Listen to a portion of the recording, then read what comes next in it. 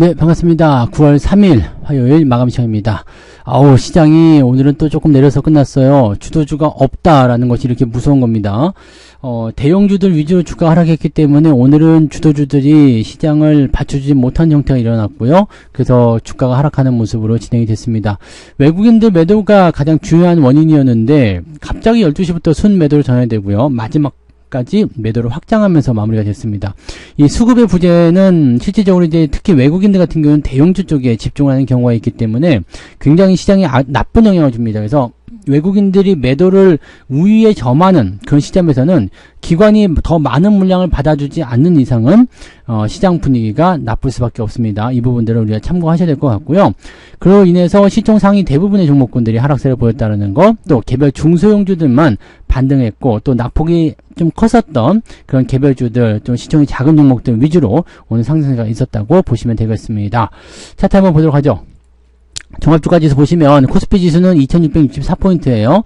자, 일단 지지선대는 계속 유지가 되고 있습니다. 근데 굉장히 지루하고 따분하고 답답하고 화가 나죠. 지수 대비해서 또 대형주들의 낙폭은 또 크게 나타났어요. 그러니까 삼성전자라든지 이런 것들 보시면 삼성전자는 지금 보면은 서킷 브레이커 이전의 수준까지도 거의 비슷하게 들어가죠. 하이닉스 역시 마찬가지고요. 그래서 이 반도체 중심으로 하는 이 시총 상위 종목이 떨어져 내리면서 분위기는 더 압박하는 모습이 좀 일어나게 된 거고요.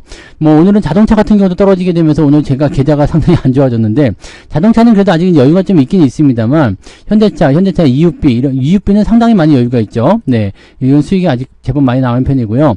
기아 같은 경우도 마찬가지. 자동차 같은 경우도 아직 괜찮은데 이 하이닉스와 삼성전자가 지금 현재 시점에서 보면은 많이 내려왔다고 판단하시면 될 것 같습니다. 그러니까 이런 부분들이 나타나면서 시장 대비 대형주 위주의 주가가 떨어지는 모습이었고 이 부분을 또 외국인들이 주도하고 있었다라는 거가 되는 거가 되겠죠. 그래서 그 사이에 이제 그 중간 지점에 속해 있었던 뭐 은행주라든지 또는 바이오, 2차전지 이런 종목이 올라오면서 시장의 하락을 일단은 막을 수는 없지만 그래도 제한적으로 만들었다, 이렇게 보시면 됩니다. 그러니까 계좌 상황 자체가 상당히 좋지는 않을 것 같다 생각이 들어요. 지금 위치는 그렇고요. 뭐 개별주나 또는 이제 특정한 종목을 타겟팅해서 대응하시는 분들은 또 좋을 수도 있겠습니다만 꼭 그렇게까지 오늘은 좋은 상황은 아닙니다. 그리고 전체적으로 봤을 때 이제 계속해서 떨어지는 형태이기 때문에 외국인들의 매도가 주요하게 작용을 하게 되면 부담스러운 요소가 계속해서 작용할 수밖에 없다 보시면 되겠죠. 오늘은 외국인 매도 규모가 크진 않은데 급작스럽게 떨어지는 바람에 문제를 좀 줬다고 보시면 되겠습니다.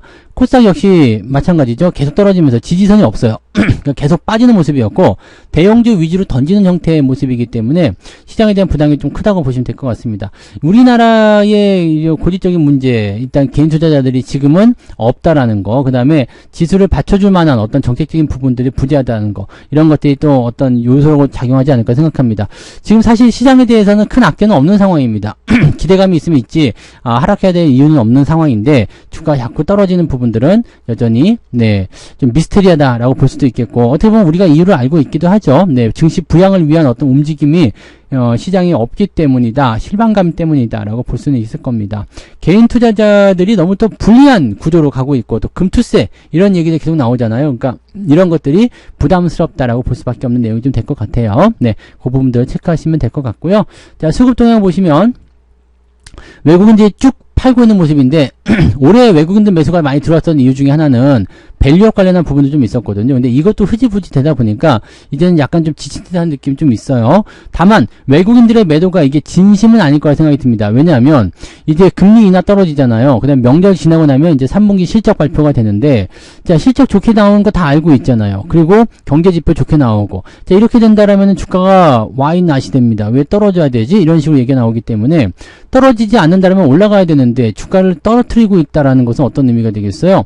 이런 어떤 변동성 구간을 이용해서 싸게 사들이겠다, 이런 식으로 해석이 될 수 있는 내용이 좀 되는 거거든요. 그러니까 그런 것들도 있지 않겠느냐라는 식의 이야기 좀 해볼 수 있을 것 같아 보입니다. 매도 규모가 크지 않습니다. 그냥 시장에 공포만 주고 있어요. 계속적으로 지루한 감을 느껴주게 되면서 사람들이 접근하지 못하게끔 만드는 그런 요소들, 의심해봐야 되는 요소가 아닌가라고 생각되는 부분입니다. 금융투자는 매도가 확실히 줄었죠. 그래서 금융투자 쪽 매도는 이제 오늘로써 어느 정도 일단락 됐을 거라 생각되고요. 이 시점에서는 이제 그 월 초이기 때문에 다시 매수를 채워줘야 되는 상황이 될 겁니다. 근데 외국인들이 여기에 같이 동조를 해주면 참 좋을 텐데 이 부분들이 어떻게 나올지 좀 봐야 되겠죠. 일단 미국 시장 상황은 또 변동성이 있을 수도 있겠습니다만 잘 마무리가 된다면 이번 주 중후반부부터 시작되는 상승 반등 쪽의 가능성도 열어놓고 볼 수는 있을 것 같습니다. 그 정도 체크하시고요. 자, 시총 상위 종목들 살펴보시면 아주 더럽습니다. 오늘 프로등기 관계 그냥 전부 다 차지하고 있고요. 아까 전에 보셨던 삼성전자니 하이닉스 이런 것들 하락세 진행되고 있고, LG에너지솔루션 어제 올랐다가 떨어지는 모습들, LG화학 하락이죠. 포스코홀딩스 하락이죠. 이렇게 돼 있고요. 바이오 쪽도 다 하락세, 그다음에 현대차는 기아차랑 같이 떨어진 모습이 확인됐습니다. 오늘 올라간 거는 신한지주, 그 다음에 삼성물산, 네, 이 정도. SDI도 좀 올라갔는데 이거는 올라갔다 치면 안 되겠고요. 그래서 이런 정도라고 보시면 되겠습니다. 뒤로 넘어가면 이제 은행주, 금융주 섹터가 조금 지탱이 되는 모습이었고요. 현대중공업, 네, 이런 조선주들도 조금 움직이는 모습이었습니다만, 지금 LG가 올라오면서, 네, 여기 한국조선해양이 뒤로 밀려났죠. 근데 오늘 보면 SK라든지 LG 또는 KTNG 이런 종목들, 한국전력 이렇게 약간 지주사격인 종목군들, 공기업 기업들, 좀 안정성 있는 것, 방어주, 은행주 이런 것들 위주로 오늘 반등이 좀 있었다는 거 보면 시장이 약간 불안했다라는 정도로 해석하실 수는 있을 것 같아 보입니다. 그런 정도. 성장주가 좀 떨어지고, 가치주라고 볼 수 있는 종목군들이 좀 상승하는 모습이 좀 있었다라고 봐주시면 되겠습니다. 자, 코스닥 쪽 살펴보시면 알테오자는 조금 올랐는데 올랐다고 보기는 어렵고요. 네, 1% 정도 상승했습니다만은, 네, 그렇고요. 근데 시총 1위로 올라섰어요. 왜냐? 에코프로베임이 4%나 내렸거든요. 저항대에 대한, 네, 매물이 나왔을 거라 생각하긴 합니다만 4%대 하락은 조금 많이 내렸네요. 그 다음에 에코프로 1.2%대 하락이었고요. HLB도 2%대 하락하면서 전체적으로 다 내렸죠. 엔캠, 삼천당제약, 리가캠바이오 등등등 다 내렸고요. 뭐 전부 다 내렸다고 보시면 되겠습니다. 코스닥 쪽은 그래서 지수 포인트가 더 안 좋습니다.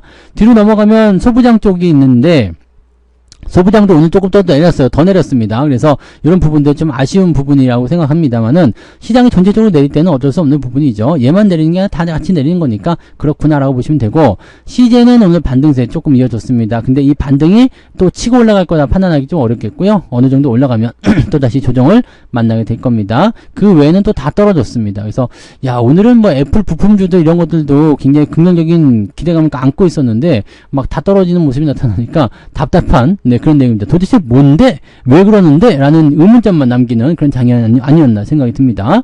자, 등락 현황 한번 보시면은요. 거래소 쪽 살펴보시면, 코스피 같은 경우는 459개 상승에 420개 하락입니다. 상승 종목 수가 많긴 합니다만 거의 비등비등해졌어요. 왜냐면 아침에는 상승 종목 수가 훨씬 많았기 때문에 실질적으로 굳이 좋다 볼 수가 없습니다. 상승 종목이 하락으로 전환이 됐다는 얘기가 되는 거나 마찬가지이기 때문이죠. 코스닥 같은 경우는 하락 종목의 숫자가 훨씬 많아요. 994개 하락, 그 다음에 576개가 상승입니다. 그러니까 이렇게 되면은 하락 종목의 숫자가 우세하기 때문에 계좌가 마이너스 나올 수도 있겠다 판단이 드는데, 아까 낮에는 플러스였단 말이죠. 그러니까 요거는 좀 살펴봐야 될 것 같긴 합니다. 자, 상승률 보시면 핑거, 갤럭시아 SM 시총이 다 작아요. 네, 지금 상한가 들어가서 이 정도 올라가는 거지 몇백억인데 시총이 다 작은 것들입니다. 또는 신규 종목들. 그러니까 이런 종목들이 판을 치게 되면은 사실 대형주가 움직이기 어렵구나라는 정도로 해석이 될 수밖에 없는 거거든요. 그러니까 작은 종목들은 변동성이 크기 때문에 조금만 찔러도 푹푹 튀어 올라가는 경우가 있습니다. 그러니까 여기에 또 집중해가지고 대응하시는 분 많이 계시는데 많이 떨어졌다가 올라가는 종목들이 대부분이에요. 그러니까 이런 것들에 여러분들이 집중하실 필요는 없습니다. 상승 종목의 숫자는 많습니다. 35개 정도 나와 있기 때문에 괜찮아 보이긴 하는데 대체적으로 중소형주, 작은 종목들이라는 걸 참고하시면 되겠습니다. 저랑은 상관이 없는 종목들이겠죠. 네, 그래서 오늘 계좌 상황은 저는 별로 좋지 않지만, 네, 아무튼 동국제강은 2.16까지 상승하는 모습이 있어서, 네, 오늘 상승 포인트는 2.16에 맞춰졌고요. 하락 종목도 제법 변동성이 커요. ENCL은 다시 16%나 하락하게 되면서 상장 이후에 떨어졌다가 올라갔다가 다시 또 떨어지는 형태 조심해야 되겠죠. 자, AT세미콘, 넥스트 바이오메디, 그 다음에 T 뭐 등등등 해가지고요. 네, 오늘 비만 치료제도 떨어졌고요. BH는 도대체 왜 빠지는 걸까요? 이거 이쪽이 좀 이상하단 말이죠. LG노트 이런 거요. 네. 아이폰 16은 망했나요? 네, 요쪽 수혜주로 오늘 뉴스에 나왔었던 부분들인데 팔아먹기 위함이었을까라는 생각도 좀 들기도 하고요. 아무튼 이런 쪽에서 주가 하락이 좀 일어났습니다. 자, 9% 이상 하락한 종목은 12개 정도 되어 있고요.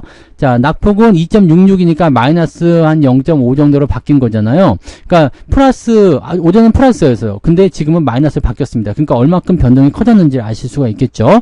저 같은 경우도 1.5% 정도는 마이너스가 나왔기 때문에 계좌가 오늘은 썩 좋지가 않습니다. 네, 아무튼 시장 분위기가 그렇다 정도 알고 계시면 되겠고요. 자, 오늘 매매 동향 한번 보도록 할게요.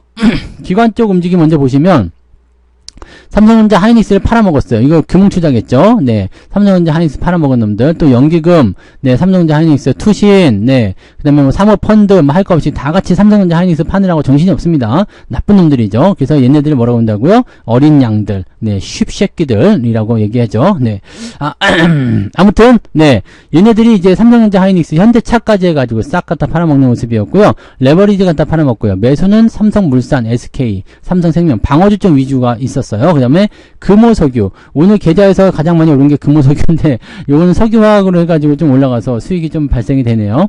자, 이런 부분이 좀 있었고, LG, KT. 지금 이렇게 간결하게 끝나는 것도 있잖아요. 공사 아니면은, 공기업 아니면은 이렇게 지주회사들, 이런 쪽, 은행주, 이번 방어주 위주의 움직임들이 오늘 나타났었다 보시면 되겠습니다. 유한양은 팔아먹었는데, 오늘 그래도 3.5% 정도면은 나쁘진 않은데요. 약간은 애매하죠. 상승에는 계속 제한적인 부분이 걸리는 것 같아요. 조정이 언제 나와도 이상할 건 없으니까 5일선 깨지면 매도한다 생각하시면 될 것 같아요. 그 다음에 2차전지 쪽 매도도 다 나왔고요. 자, 외국인 쪽 넘어가시면 무려 4,200억을 갖다 팔아먹습니다. 지 혼자서요. 다른 거는 현대차, 하이닉스, 뭐 기아 등등 매도가 있지만 규모가 작기 때문에 무시해도 괜찮습니다. 그런데 삼성전자를 4,200억을 팔아먹었어요. 이거는 뭔가 의도가 있는 거 아니겠습니까? 근데 이런 상황에서 삼성전자 우선주는 어떻게 됐나요? 삼성전자 우선주는 아까 사고 있었는데, 네. 이것도 우선주도 팔아먹었나요? 네. 이거 따로 나오진 않는 것 같은데, 그죠? 네. 삼성전자 우선주를 아까 사고 있었는데, 이 부분도 지금 어디로 넘어갔나봐요. 네, 따로 보이지 않네요. 자, 그렇다는 것은, 이 삼성전자에만 집중시켰다는 것은 지수를 누르기 위한 움직임이었다. 갑자기 나온 거란 말이죠. 그러니까 삼성전자의 주가 차트를 보시더라도요, 12시경에 갑자기 뚝 떨어지잖아요. 그러니까 이런 모양새가 나타났다는 것은 삼성전자 쪽에 뭔가 의도한 매도가 있었다는 얘기인데, 삼성전자가 악재가 있나요? 네, 특별한 악재가 없는데, 4,200억을 팔아먹었다. 시장이 이제 중소형주들이 올라오면서 약간 버티게 할지도 모르니까 아예 끝내버리자 이렇게 나오는 걸 수도 있겠죠. 근데 지금 대형주 쪽 위주의 매도가 나오는 것은 중소형주를 올리기 위함일 수도 있어요. 그리고 중소형주를 올리기 위함은 대형주를 올리기 위함일 수도 있다. 무슨 얘기냐면 대형주를 누르는 형태가 나타나는 것은 중소형주가 올라가죠. 반대적인 입장이 되니까 수급이 글로 몰려갑니다. 그런 상태에서 이 대형주를 이제 담기 시작하면서 주가가 슬슬 올라가기 시작하면 중소형주는 이제 매수가 끊기겠죠. 그러면 그쪽에서 빠져나오는 수급들이 다시 이 대형주로 올라오면서 주가를 끌어올리는 이런 형태로 전형적인 어떤 매집의 포인트일 수도 있거든요.